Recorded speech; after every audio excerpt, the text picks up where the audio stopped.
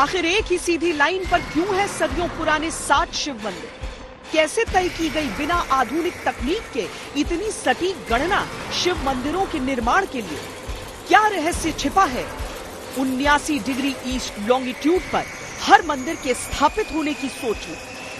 निश्चित रूप से देखिए, आधुनिक विज्ञान को मैं नकारता नहीं हूँ, आधुनिक विज्ञान का स्वागत है, लेकिन अगर हम अपनी सनातनी परंपरा को देखने के लिए जाएंगे तो जिस बिग बैंग थ्योरी की बात आधुनिक विज्ञान करता है उसी से मिलती जुलती, क्योंकि ये अभी इनका आधा अधूरा ज्ञान है बिग बैंग थ्योरी, उसी से मिलता जुलता तो हमारा वेद कहता है, उसी से मिलती जुलती बातें तो हमारे उपनिषद कहते हैं।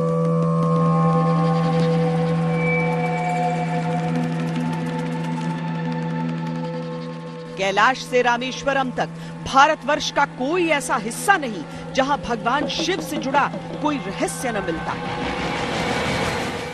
हर रहस्य का सिरा किसी न किसी वैज्ञानिक कारण से न जुड़ता हो।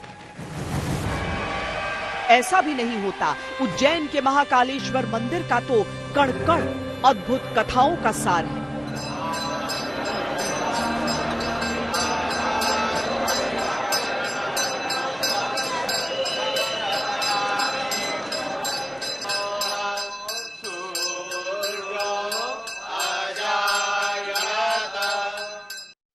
एक और बेहद अद्भुत जानकारी है, वो ये कि उज्जैन महाकालेश्वर मंदिर से इन मंदिरों की जो दूरी है उसका आंकड़ा भी बहुत जादुई नजर आता है।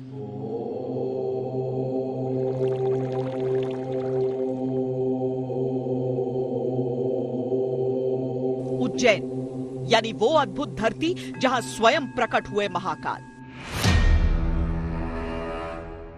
बाकी जगहों के गर्भगृह में और उज्जैन के गर्भगृह में थोड़ा सा अंतर है। जो उज्जैन का गर्भगृह है वो बिल्कुल उसी स्थिति में बनाया गया है जैसे किसी महिला का, माता का गर्भ होता है। इसीलिए जब आप उसके अंदर जाते हैं, पूजा करते हैं, आरती करते हैं तो बिल्कुल नया जीवन पाने जैसी बात हो जाती है।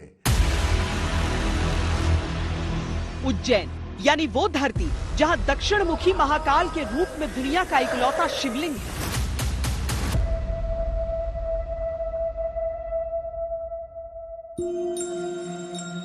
उज्जैन यानी वो अकल्पनीय धरती जहां से मृत्यु के देवता यमराज पर सीधी दृष्टि रखते हैं महाकाल।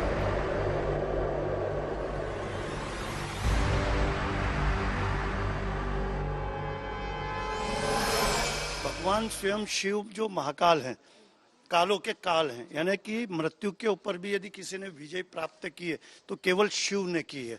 इसलिए भगवान जो महाकाल जो ज्योतिर्लिंग है वो तीसरा अवतरण है उनका, तो ज्योतिर्लिंग के रूप में तीसरा है और इस पृथ्वी के रूप में वो पहला है। पहला इसलिए होता है कि जब ये पृथ्वी का प्रलय हुआ और जब पृथ्वी का पुनः निर्माण हुआ तो आकाशे तारके लिंगम पाताले हटकेश्वरम और मृत्यु लोके महाकालम, जिस जिस जगह पे मृत्यु होगी उसका कोई आधिपत्य होगा तो केवल वो महाकाल होगा, जो काल के ऊपर भी है और समय के ऊपर भी है, वो उसका अधिपति राजा होगा, तो इसलिए महाकाल है।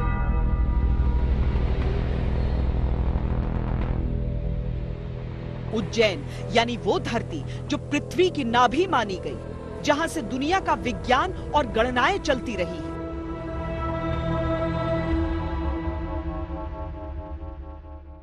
उज्जैन को पृथ्वी की नाभि, नेवल ऑफ द अर्थ क्यों कहा जाता है? देखिए क्या है कि उज्जैन का प्राचीन समय पर जो महत्व था वो खगोलीय गणना के हिसाब से काफी महत्वपूर्ण था। महत्वपूर्ण किस हिसाब से था?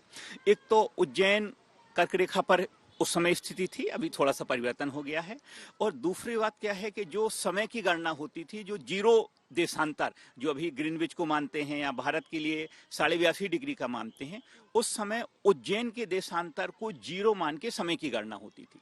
महत्वपूर्ण ये रहता है कि अगर कर्क रेखा पर स्थित है तो इसका मतलब क्या है, जब हम आकाश में ऑब्जर्वेशन करते हैं तो ऑब्जर्वेशन एकदम सटीक होता है, क्योंकि जो हमारा जितना भी राशियां की स्थिति है वो राशियों की स्थिति हम इक्वेटर से 9.5 डिग्री उत्तर और 9.5 डिग्री दक्षिण दोनों तरफ है।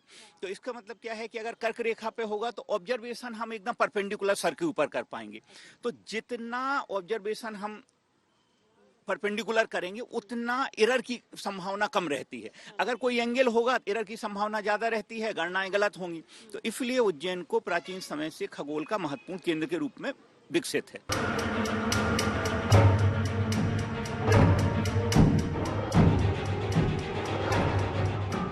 उज्जैन यानी वो धरती जहां से समय अपनी गति तय करके चलना शुरू करता है।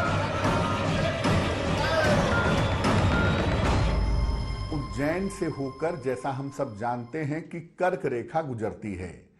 इसीलिए उज्जैन से ही बहुत सारी ज्योतिषीय गणनाएं भी की जाती थी। और उज्जैन को जब पूरी पृथ्वी के समकक्ष रख करके देखा गया और कर्क रेखा के परिप्रेक्ष्य में देखा गया, तो देखा गया कि उज्जैन से जो दुनिया का गणित है, ग्रहों की स्थिति है, दुनिया भर की जो चेतनाएं हैं, उनको अच्छी तरह समझा जा सकता है। यहाँ महाकाल ही राजा हैं और इसीलिए सदियों पुरानी मान्यता है कि कोई भी यहाँ राजा की हैसियत से रात को नहीं रुक सकता। ये प्रथा भी जो थी, यहाँ विक्रम का जो राज्य था, विक्रम राज्य करते थे, उसके पहले एक प्रथा थी कि जो भी राजा बनेगा उसकी मृत्यु निश्चित है। और उसकी मृत्यु निश्चित होने के कारण जब राजा विक्रम का नंबर आया, वो एक छोटे से आदमी थे, तब उनका भी नंबर इसमें आया, तब उन्होंने इस व्यवस्था को समाप्त करने का संकल्प लिया। और उन्होंने फिर ये व्यवस्था को समाप्त की कि राजा कोई भी व्यक्ति रहे, गादी खाली रहेगी, केवल राज्य के रूप में उसका नाम चलेगा और राजा विक्रम की गादी के नाम से ये गादी होगी। तो यहाँ विक्रम संवत भी चलता है और विक्रम को भी माना गया और विक्रम ने इस प्रथा को बंद किया। लेकिन आज भी ये प्रथा है कि अवंतिका उज्जैन के अंदर केवल राजा है तो वो महाकाल है। आज तक ये परंपरा उज्जैन निभा रहा है। महाकाल की ध्वज पताका ही उज्जैन का शासन है। परिधि तो उज्जैन की बहुत बड़ी भी हो सकती है नगर निगम के हिसाब से, लेकिन हमारी महाकाल की और आध्यात्मिक दृष्टि से हमारे भगवान महाकाल का जो ध्वज होता है, जो शिखर के ऊपर, उसकी जहां तक परछाई जाती है उसको हम भगवान महाकाल की परिधि मानते हैं। उस परिधि के अंदर कोई राजा नहीं रहेगा और रहेगा तो उसका नुकसान निश्चित होता है। यानी जहां तक ध्वज की छाया वहां तक महाकाल की माया। धरती के केंद्र माने जाने वाले उज्जैन और यहाँ महाकाल को लेकर जो मान्यताएं हैं वो अद्भुत, अविश्वसनीय और अकल्पनीय हैं।